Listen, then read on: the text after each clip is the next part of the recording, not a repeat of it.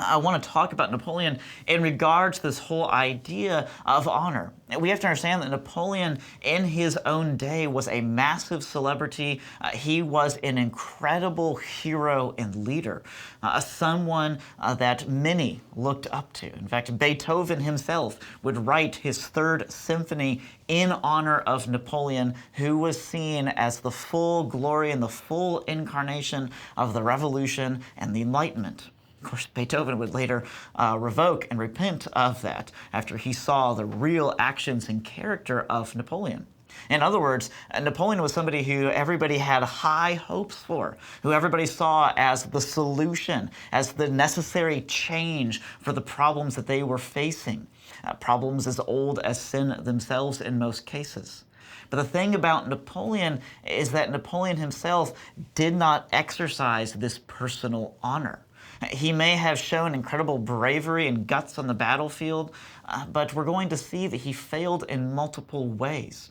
For example, Napoleon was never someone who was faithful in his marriages. Actually, he was married twice, divorced his first wife, married again, but throughout that he was known for keeping mistresses, and it was public knowledge that he kept mistresses. Another element that we need to see about Napoleon is his simple pride, the fact that he called himself the Revolution and the Enlightenment, the fact that he named himself emperor, the fact that he tried to put all of Europe ultimately under his own control. In fact, one of the most incredible things about Napoleon is that he failed to raise successors.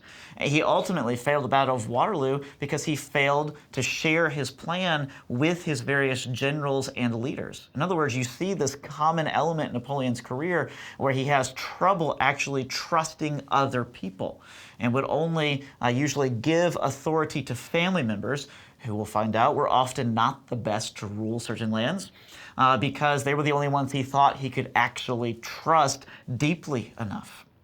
We also see that Napoleon, far from being a patient man, was someone who often expressed anger, who often blamed others for failures that he experienced on the battlefield and in his kingdom, and was even known to throw tantrums. He was a rather short figure, but like so many other evil characters that we have studied throughout history, or somebody like Adolf Hitler, for example, Napoleon often threw such tantrums that often undermined his own respect amongst others.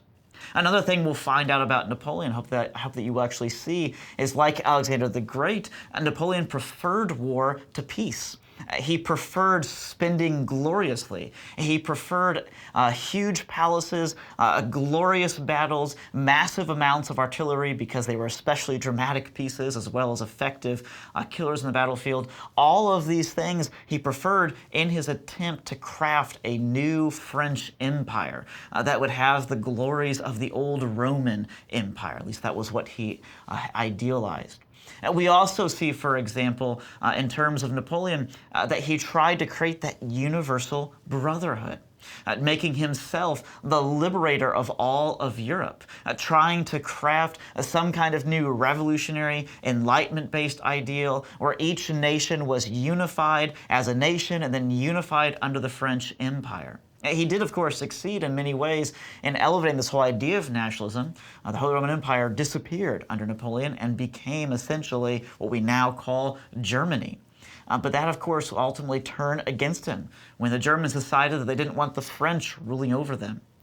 Unlike Wellington, for example, the great Duke of the English who would ultimately defeat Napoleon at the Battle of Waterloo, Napoleon had intense love only for himself. Wellington was known for the respect he gave his own officers, for the respect he gave his own soldiers, even for the respect he gave of the Portuguese and Spanish militias that he helped to raise. Whereas Napoleon saw his soldiers and his officers as largely being dispensable. He was loved all the same by his soldiers because he knew how to fight in style and how to risk his own life. Ultimately, Napoleon was a son of the Enlightenment, somebody who ultimately saw that you use force to actually accomplish what you want.